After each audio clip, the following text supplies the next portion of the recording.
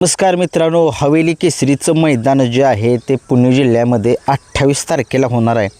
त्या 28 तारखेच्या मैदानामध्ये आपल्याला बकासूर कदाचित पळताना दिसेल. तालुका हवेली, जिल्हा पुणे. हवेली केसरीचं मैदान आहे मित्रांनो, ओपनचं मैदान आहे त्या ठिकाणी. आणि त्या ओपनच्या मैदानामध्ये आपला सगळ्या महाराष्ट्राचा लाडका नंदी, ज्या बैलाने सगळ्या महाराष्ट्राला माहिती आहे की त्याने इतिहासवर इतिहास करत राहतोय, असा बकासूर 28 तारखेला कदाचित 50% चान्सेस आहेत पळण्याचे. कारण तुम्हाला माहितीच आहे की बकासूर ओपनच्या मैदानामध्ये जास्त करून पळतो. आता आदतच्या मैदानामध्ये तुम्हाला जास्त दिसत नाही, कारण की आदतच्या मैदानामध्ये काय होतं आहे, लहान लहान वासरं गाडी, बकासूरचं एवढं स्पीड आहे की स्ट्रेट पळणार, चांगली पळणार लागते बकासूरसोबत. उगीच बकासूरला वडणार क्युटात, ती बकासूरला दाबणार, मग उगीच काय होतं, सगळ्या लोकांची मने जी आहेत ती नाराज होतात. त्याच्यामुळे ओपन आणि दुसा या मैदानामध्येच आपल्याला बकासूर टॉपच्याच नियोजनामध्ये पळताना दिसतो आणि दिसायला सुद्धा लागलेला आहे मित्रांनो. बघूया 28 तारखेला आता बकासूर कशी कमाल करतोय, कशी धमाल करतोय. कारण की लक्ष आता सगळ्यांचं त्या मैदानाकडे लागलेलं आहे. कारण की ओपनचं मैदान आहे मित्रांनो, आणि महाराष्ट्रातले बकासूरच नव्हे तर महाराष्ट्रातील नामांकित नंदीसुद्धा त्या मैदानामध्ये पळताना दिसणार आहे आपल्याला.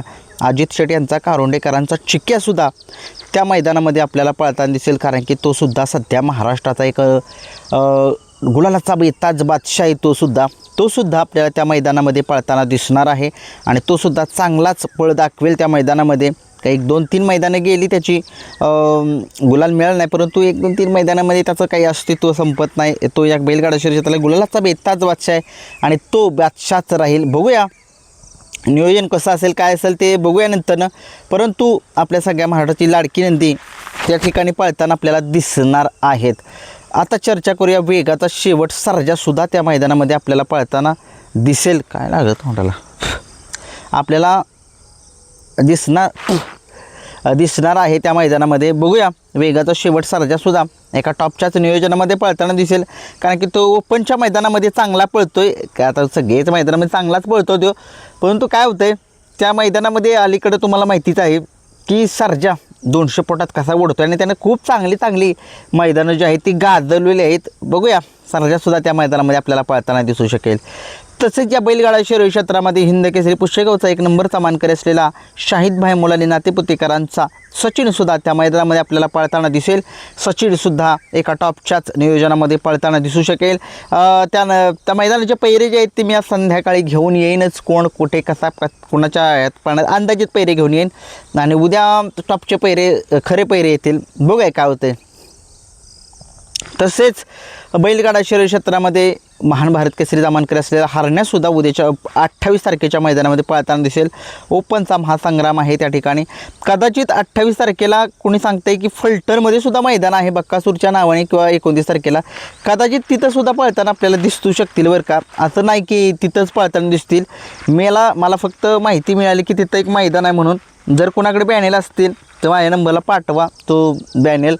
आपण बघूया नक्की बकासूरच्या नावाने कुठे मैदान आहे, कसं आहे मैदान. मग त्या मैदानातसुद्धा कदाचित दिसू शकेल मित्रांनो. 50% मी सांगतो या मैदानामध्ये दिसू शकेल, किंवा 50% त्या मैदानामध्ये सुद्धा दिसू शकेल. कारण की आदतच्या मैदानामध्ये आता टॉपचे नंदी मला नाही वाटत की पळताना दिसतील म्हणून. हिंद केसरीच्या मैदानामध्येच पळताना दिसतील. बघूया. आणि तुम्हाला माहितीच आहे आत्ता सध्या महाराष्ट्रामध्ये 22-11 पिस्टन सध्या गुलाल मिळवतोय. तोसुद्धा आपल्याला त्या मैदानामध्ये पळताना दिसेल. कारण की तोसुद्धा एक नामांकित नंदी आहे. त्यानेसुद्धा इतिहास जे आहे तो करून ठेवलेला आहे आणि खरंच तो एक नंदी चांगला पळतोय. त्याच्यासुद्धा खूप सारे फॅन्स आहेत. बघूया काय होतं आहे. निमगावचा सावकारसुद्धा आपल्याला त्या मैदानामध्ये पळताना दिसणार. आत्ता सध्या महाराष्ट्रामध्ये तो एक नामांकित नंदीपैकी एक आहे. तोसुद्धा आपल्याला त्याशी पुणे हवेली केसरीच्या मैदानामध्ये पळताना दिसेल. तोसुद्धा एका टॉपच्याच नियोजनामध्ये पळताना दिसेल. बकासूरच्या दावणीतला महाराज देखील आपल्याला त्या मैदानामध्ये पळताना दिसू शकेल. बघूया तोसुद्धा एक चांगल्या पैऱ्यामध्ये येईलच. परंतु काय होते, गट काढतोय महाराज, परंतु सेमीला थोडीशी टाकाटाकी होते. जाऊ द्या, त्याचेसुद्धा थोडंसं अपयश आहे. त्याचं अपयशसुद्धा लवकर जाईल आणि तोसुद्धा एक कमालीच्या फॉर्ममध्ये यायला पाहिजे असं सगळ्यांना वाटतं. बघूया काय होते काय नाही. सोन्या 22-11 तोसुद्धा खूप दिवस झालं मैदानामध्ये दिसत नाही. काय झाले जरा कमेंट्स बॉक्समध्ये सांगू शकताय का. मानघरकरचं वादळ तर येणारच आहे. पिंटू शेट मोडकवर्गींचा कॉकटेलसुद्धा येईल. बघूया काय होतं आहे काय नाही. धन्यवाद.